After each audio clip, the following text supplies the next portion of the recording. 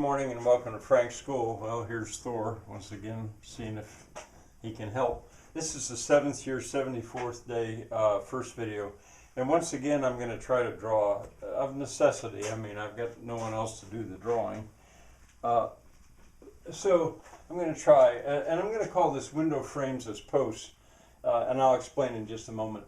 But I want to say that the last video I did, the 73rd day, it was a detail of a drawing that I made in the videos of the 67th day, the lower right hand part of that drawing.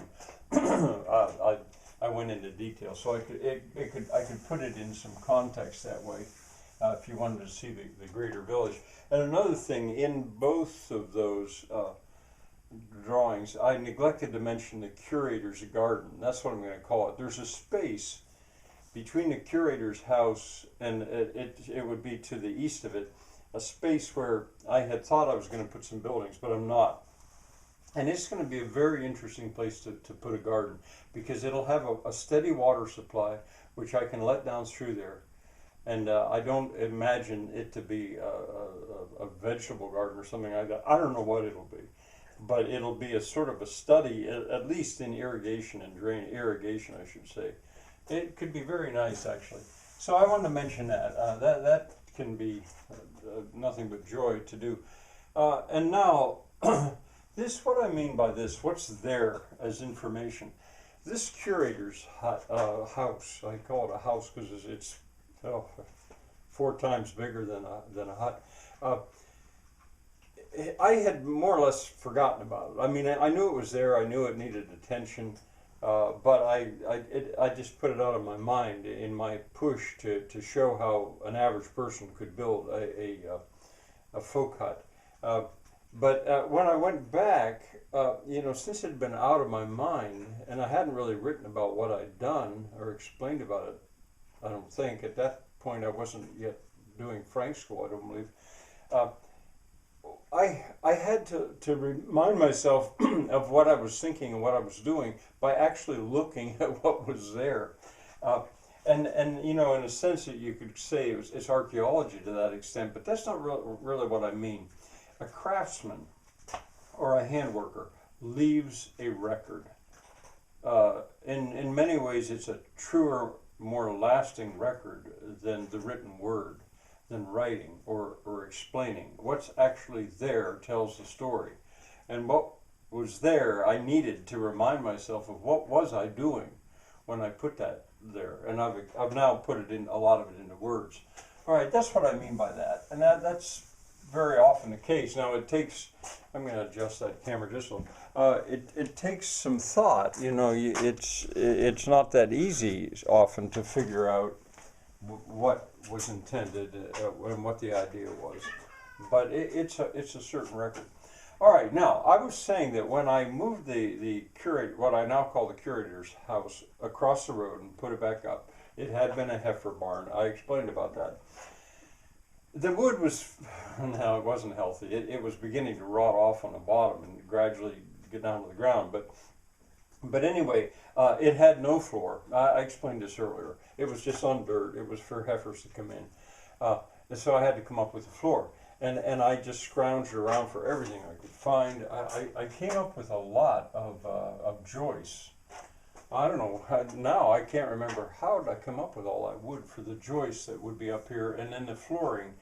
I came up with that too, and I don't believe I went to the sawmill. I'm not sure where I came up with that stuff. But what's underneath, the slope is quite extreme here. And I had to put it on beams. Well, I had some hand-hewn, that's what this indicates, hewing. I had some hand-hewn timbers, and I thought, well, why don't I show them off? Because a lot of people, myself included, regard that record as so eloquent to see where that 200 years ago, a hand hewer actually hewed the beams. Trouble is, a lot of them were not healthy at all. I think they're probably chestnut, but a lot of them were not healthy at all. But I used them, and what I realized then, to make sure that the whole building didn't fall down because they were so unhealthy, these buildings, what I did was, it took me about a week of doing it. I had a lot of 1x4 rough sawn used 1x4, and I built them into basically window frames. I built them into frames. This would be about 4 foot by 4 foot. I put a brace on there, and I put them in that opening, and that actually became the post. That I could count on to hold the weight, even if the post failed. Now, I'm a big fan of point loading, it's called. And point loading means that the load goes straight down like this. Well, in this case, I'm spreading that load out here, and I'm spreading that load out here, the braces, just to keep it from twisting. When I went, I remembered, aha, that's what I was doing.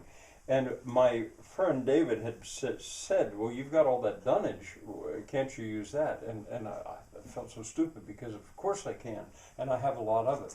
What I've been doing is I've been taking the dunnage, which is 4x4, it's pine, I have a lot of it, and since even these are beginning to be compromised, I basically have been putting a piece in there, a piece in there, and in some cases even a piece in the middle.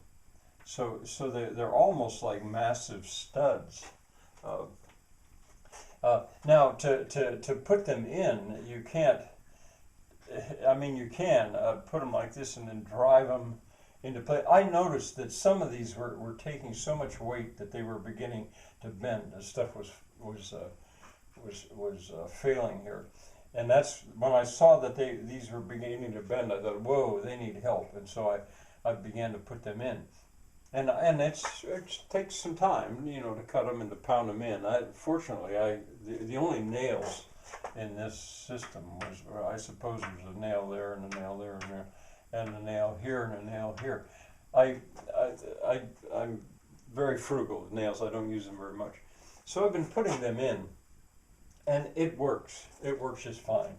And then this becomes the place where I can now jack the wall up. Underneath the see, because now I've got actually 6 inches.